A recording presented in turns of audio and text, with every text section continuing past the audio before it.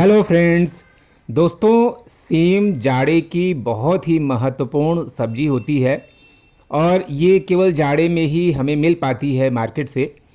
और क्यों न इसको अपने टेरेस या जो भी हमारे पास गार्डन है या थोड़ा सा बड़ा गमला हो तो उसमें हम क्यों न उगाएं और ताज़ी ताज़ी सेम प्राप्त करें।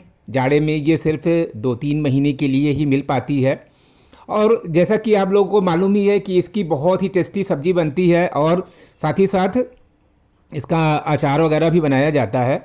तो दोस्तों, इसकी जो है 2 किस्में मैंने अपने गार्डन में टेरेस पे लगा रखी है। और ये इतना तो हो ही जाता है कि अपने घर की सब्ज़ी खाने को मिल जाती है सेम की। तो आप लोग ये देखिए कि किस तरह से मैंने इसको अपने टेरेस पे लगा रखा है। हालांकि टेरेस की एक लिमिटेशंस होती हैं, ज़मीन में अगर कोई चीज़ लगाते हैं तो अच्छी तरह लग जाता है। तो आइए हम लोग ये देखते हैं कि इसको हम किस तरह से अपने टेरेस पर किसी गमले में या किसी बड़े पॉट में लगा सकते हैं या ग्रो बैग में लगा सकते हैं। तो दोस्तों, सबसे पहले हमें ये काम करना चाहिए कि इसका जो सूखा सीड होता है, बीज, इसको आप मार्केट से ले आइए और रात भर पहले पानी में भिगो करके रख दीजिए। जैसा कि आप लोग देख रहे हैं, मैंने लौकी के बीज के साथ सेम की जो बीज है उसको भी मैंने रात भर भिगो करके रखा था। इससे क्या होता है कि इसका जो कोटेक्स होता है, यानी जो हार्ड पार्ट होता है ऊपर का, वो बड़े आराम से सॉफ्ट हो जाता है, जिससे उसमें से अंकुरण निकलने में आसानी होती है। और आप इस तरह से कुछ कप्स ले लीजिए, उसमें नीचे थोड़ा होल कर दीजिए और कोकोपीट अगर आपके पास हो तो उसको मिक्स करके और थोड़ा मिट्टी मिला करके, और ये देखिए किस तरह से मैं ये बीज उसमें लगा दे रहा हूँ। आप लोग पूरा प्रोसेस पूरे वीडियो को अच्छी तरह से ध्यान से अगर आप देखते हैं तो आपको अच्छी तरह से समझ में आ जाएगा कि आप सेम को किस तरह लगाएं और उसका किस तरह से देखभाल करें और किस तरह से उसकी हार्वेस्टिंग करें। तो सबसे पहले ये जान लीजिए कि इसको आप जुलाई अगस्त के महीने में ज़रूर लगा लें, ताकि आपको ठंड का सीज़न आते आते 3-4 महीने में आपको सेम की सब्ज़ी जो है, सेम की फली खाने के लिए मिल जाएगी अपने टेरेस पर। फ्रेंड्स, ये एक ऐसी सब्ज़ी होती है जिसको आप किसी छोटे ग्रो बैग में भी लगा सकते हैं और इसका जर्मिनेशन बड़े आराम से होता है। तो ये देखिए, मैंने बीज को लगा करके और इसमें पूरा एक बार वाटर से मैंने भर दिया है, क्योंकि नीचे होल है इसलिए एक्स्ट्रा वाटर नीचे से निकल जाएगा।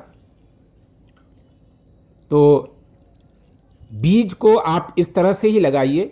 और ये देखिए, लगभग 10 दिनों के बाद का ये अपडेट है। मेरा ये पौधा है इतना बड़ा हो गया है। ये अपडेट 20 दिन के बाद का है, इतना बड़ा सा हो गया है। यानी अब इसको मैं किसी बड़े गमले में लगा सकता हूँ। दोस्तों, किसी भी बीज को जब भी आपको लगाना हो तो ये ध्यान रखें कि पहले डायरेक्ट उसको बड़े पॉट में न लगाएं। उसको पहले छोटे सीडलिंग ट्रे या किसी भी छोटे पॉट या कप में ज़रूर लगाना चाहिए, क्योंकि बड़े पॉट में अगर आप लगा देते हैं तो उसमें फंगस लगने का डर रहता है। तो ये देखिए, ये पौधा इतना बड़ा सा हो गया है और अब मैं ये बड़ा सा, मेरे पास दोस्तों पानी की टंकी का कंटेनर है और सब्जियों को मैं इसी में लगा देता हूँ और जो घर का किचन वेस्टेजेस वगैरह निकलता रहता है वो इसी में, इसकी थोड़ी सी निराई गुड़ाई करके उसमें मिला देता हूँ।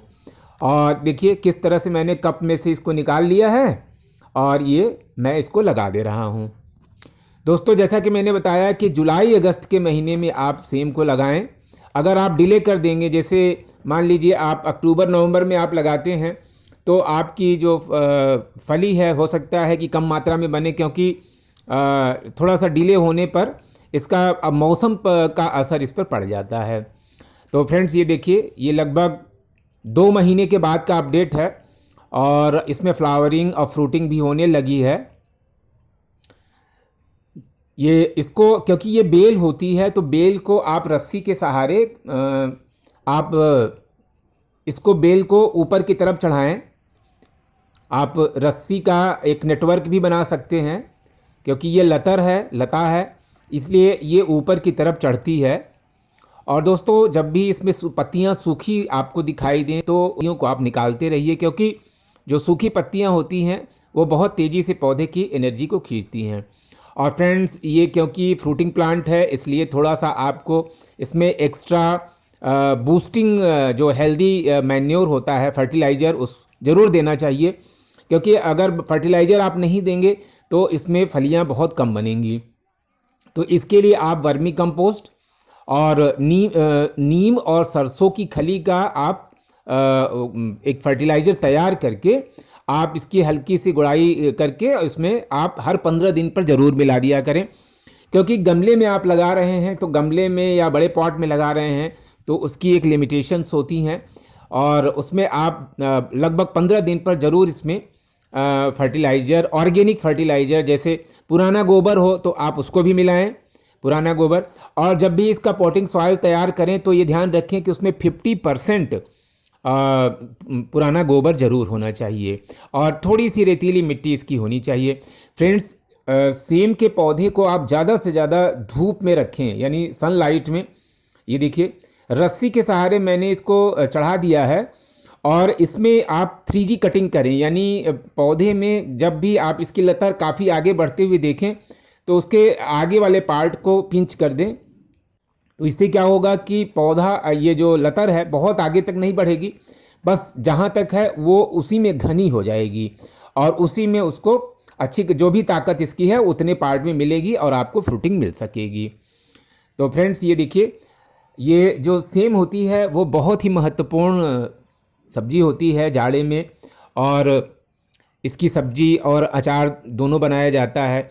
इसमें दोस्तों कॉपर, आयरन, मैग्नीशियम, फास्फोरस और विटामिन बी के सभी जितने भी पार्ट्स होते हैं, साथ ही साथ प्रोटीन, कैल्शियम जैसे पोषक तत्व इसमें पाए जाते हैं, जो कि हमारे लिए बहुत ही लाभकारी हैं। और दोस्तों, ये हम करने और इम्यूनिटी को भी मजबूत बनाने में बहुत ही कारगर माना जाता है। और इसमें फाइबर की मात्रा बहुत ज़्यादा होती है, इस कारण ये हमारे डाइजेस्टिव सिस्टम को भी मजबूत बनाता है। और क्योंकि इसमें मैग्नीशियम बहुत पाया जाता है और फास्फोरस, तो हार्ट के लिए और अनिद्रा के लिए भी ये बहुत उत्तम ये सब्जी मानी जाती है, और खाने में तो लाजवाब होती ही है। और इसकी पत्तियां चारे के रूप में आप इस्तेमाल कर सकते हैं।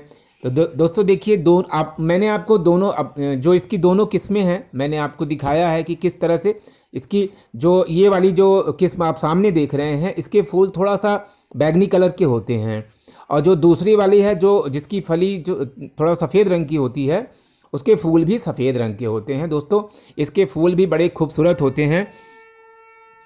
तो ये बड़ा ही उपयोगी जाड़े की हमारी फसल है सब्जी के रूप में।